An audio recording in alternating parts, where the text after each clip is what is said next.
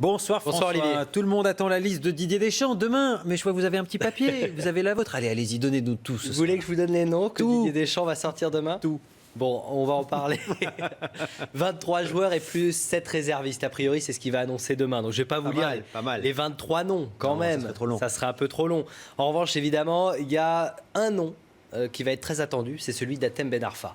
Pourquoi? Parce que, je ne sais pas si vous êtes Ben Arfiste, mais il y a beaucoup de gens qui sont devenus Ben Arfistes, qui soutiennent Ben Arfa pour c'est un projet politique, c'est un projet social? Non, il n'y a pas de projet politique, c'est un projet footballistique pour ce joueur qui réalise sa meilleure saison avec le GC Nice, qui n'est pas du tout sûr d'être dans la liste parce que Didier Deschamps, eh bien, il ne l'avait pas appelé lors du dernier rassemblement, il revenait de blessure. Peut-être qu'il va lui faire une petite place. En tout cas, vous êtes nombreux à le souhaiter et on a pu interroger quelques joueurs de football du dimanche, mais c'était aujourd'hui, mercredi, qui ont répondu à la question de Léa Baracco. Ben Arfa en équipe de France ou non? C'est un joueur de grand talent et je pense qu'il peut dynamiter une fin de match en rentrant à 15-20 minutes de la fin, faire la gif avec sa qualité technique, quoi. J'aimerais qu'il soit sélectionné. Pourquoi? Je pense que c'est un atout offensif techniquement et puis je pense qu'il a la mentalité, là, il s'est bien ressaisi. Il est vraiment, on va dire, le meneur du jeu de son équipe, un des piliers même.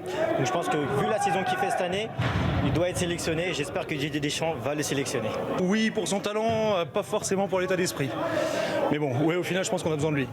Voilà, Ben Arfa dans la liste, réponse demain, 20h30. On sera en édition spéciale pour débriefer la présence ou non de Ben Arfa, mais il y aura plein d'autres surprises. Non, avec Deschamps, il n'y aura pas beaucoup de surprises. On en reparlera en tout cas. Bordeaux-PSG, c'était ce soir, match en retard de la 35e journée, puisque le PSG avait joué la finale de Coupe de la Ligue. La moue de Laurent Blanc, il ne s'est pas amusé, pas beaucoup de spectacles sur la pelouse. Quand même, un chiffre, 36, c'est le nombre de buts marqués par Zlatan Ibrahimovic en Ligue 1. Il a ouvert le score à la 59e minute. Il est à un but du record de Carlos Bianchi, meilleur buteur du Paris Saint-Germain sur une saison. Et Nicolas Pallois va égaliser pour les Bordelais. Bordeaux qui est la seule équipe de Ligue 1 à ne pas avoir perdu cette saison face au PSG. C'était à souligner.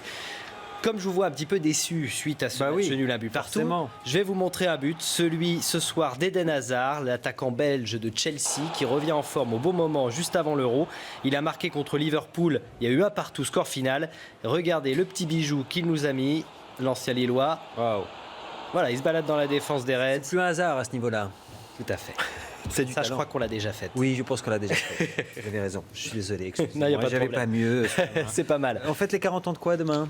Les 40 ans de la finale de Coupe d'Europe de l'AS Saint-Etienne, le 12 mai 1976. Allez, les Verts. Vous n'étiez pas né. Oui, mais C'était je m'en souviens. un certain Saint-Etienne, Bayern Munich. Une défaite, mais qui avait été fêtée dans les rues de Paris comme une victoire. Vous voyez ces images d'archives de la descente des Champs-Élysées. Il y avait Rocheteau, oui. Revely, Jean-Michel Larquet, Robert Herbin, qui était l'entraîneur de cette équipe à l'époque. On va écouter, pour ceux qui sont plus jeunes et pour les nostalgiques, une petite séquence tirée d'un documentaire qui est passé sur Canal+ Sport. Thierry Roland est au commentaire, c'était en quart de finale, le retournement de situation face au Dynamo Kiev. Lopez revenu, l'arbitre avait laissé l'avantage évidemment, après toutes les fautes de Janvion. Il est, et but réussi par Hervé Revely. But, le voilà, égalisation de Jean-Michel Larquet sur ce coup franc, un coup franc canon. Il est entré, et c'est Rocheteau qui marque. C'est drôle, Roland L'épopée des Verts. qui commente le but de l'Arquet. Ouais, exactement. Avec le recul, c'est Et marrant ensuite, ça. ils étaient ensemble. Bon, un petit mot de voile quand même. Oui. François Gabard, le petit génie de la voile. Cette fois, c'est officiel, on peut le dire. Il gagne tout. Tous les ans, il gagne une course majeure. Après le Vendée Globe en 2013, la Route du Rhum en 2014, la Transat Jacques Vabre l'an dernier. Cette fois, il s'impose dans la Transat anglaise à New York. Il a remporté cette 14e édition sur son trimaran massif. Il a traversé l'Atlantique en 8 jours, 8 heures, 54 minutes. Champagne, monsieur Gabard, c'est Thomas Coville qui a pris la 2e place. Il l'a bien mérité. Merci François. Merci.